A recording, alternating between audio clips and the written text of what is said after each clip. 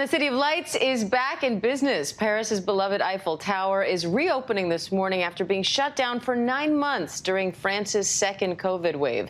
It's the tower's longest closure since World War II and one of the first people to go to the top. ABC News foreign correspondent Maggie Rulli. Take a look.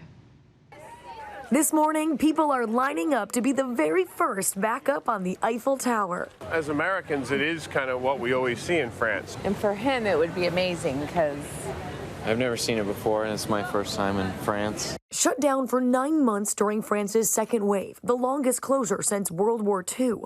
Finally, the symbol of Paris is once again open for business. The Eiffel Tower reopening, it's like he's back again. Sophie Favreau, a tour guide here in Paris, says during lockdown, she went from giving 3 tours a day to 3 in the last year and a half. It was like a crash, total crash. I just lost my activity from one day to another. But with the Eiffel Tower back open, she's hoping the tourists follow. Nothing screams I'm in Paris more than turning a corner and then boom, there's the Eiffel Tower. And she's looking better than ever. For the first time in her 130-year history, the Eiffel Tower is going through its largest renovation ever, including a brand new paint job that officials say will be done soon. Many Americans are already booking their flights. Okay. Thank you. Authorities say they're now ready to open up and still keep people safe, filling elevators at only 50% capacity, making masks mandatory, and limiting it to 10,000 people a day, half their pre-pandemic numbers. And for the first time since before the pandemic, every floor of the 1,063-foot-tall tower is open to the public. Now, day or night. This is why people love the Eiffel Tower. The Eiffel Tower is shining once again.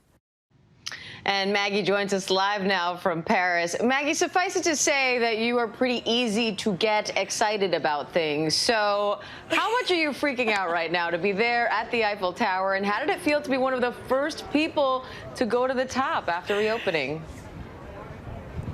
Diane, you know me so well, but this is like peak enthusiasm, peak excitement. I mean, look at the view. I clearly had to race to the top. I mean, we were like the first people up here, but now there are hundreds of tourists that are up here with us. Everyone is so excited, and that just kind of leads to the excitement that you feel. I think, yes, the view is wonderful, but it's also just amazing knowing we're back open. And, you know, you heard it from that tour guide we spoke to, we hear from everyone else. The Eiffel Tower being open is a symbol that Paris is back, Diane. And are they taking COVID protocols? Do you have to socially distance? Do you have to wear a mask? What are the rules now?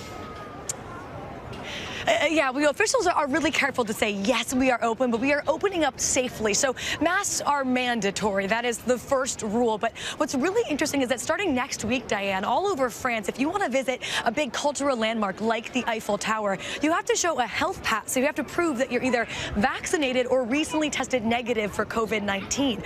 This is a major deal. It's going to be implemented for restaurants next month. So this is all over France, including Paris, including if you're a tourist. But officials say they're really working with people, trying to make this easy. They're talking to pharmacies nearby how to get that testing situation implemented. So they're really determined to open up, but open up safely to get tourists back. And Maggie, Paris, but also many other parts of France, they really bank on tourism as a big part of their economy. So how much of a difference does this make from that perspective?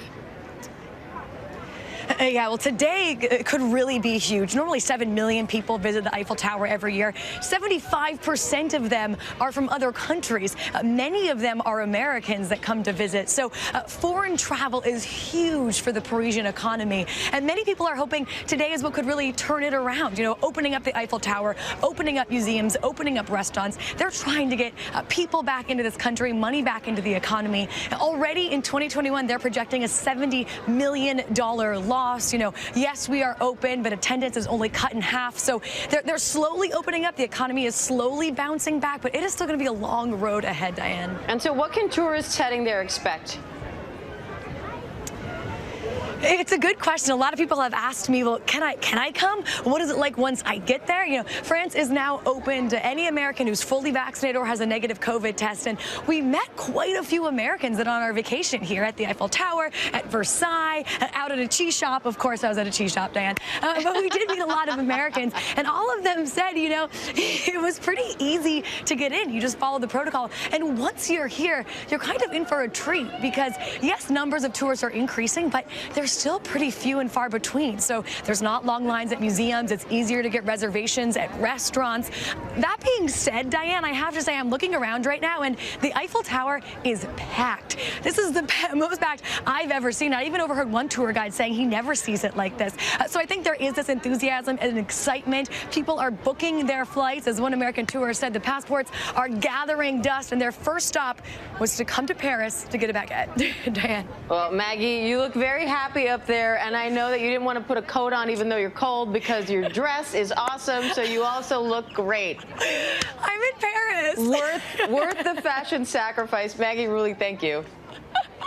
Thank you. Hi, everyone. George Stephanopoulos here. Thanks for checking out the ABC News YouTube channel. If you'd like to get more videos, show highlights, and watch live event coverage, click on the right over here to subscribe to our channel. And don't forget to download the ABC News app for breaking news alerts. Thanks for watching.